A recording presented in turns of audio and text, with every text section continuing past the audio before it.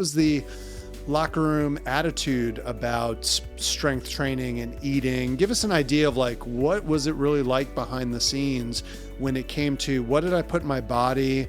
How did I lift, and maybe the variations? I'm sure you saw a variety. You know, as a younger player, you're relying on what the team has done to make sure you get those things done. There's a strength staff, there's a nutrition staff, there are trainers, there are people that are employed to make sure you are the best athlete that you can be. Now, as you get older, you start realizing some things about yourself, or maybe you see somebody else doing something differently that you say, hey, look, I like to incorporate that into my preparation and do some of those things. Like you talk about LeBron. Russell Wilson, another guy that spends millions of dollars on getting his body right and making sure that he's ready to go physically and mentally. So you do start to do more of those things on your own as you get older. But when you're a younger player and you're distracted by being young, you know what I mean? You tend to kind of like stray and do things that, that you don't necessarily have to do. But then there's that staff that I mentioned that keeps you to task, that holds you accountable.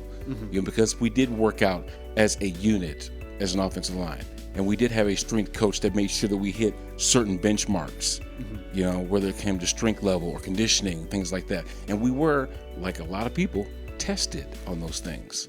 And that doesn't lie.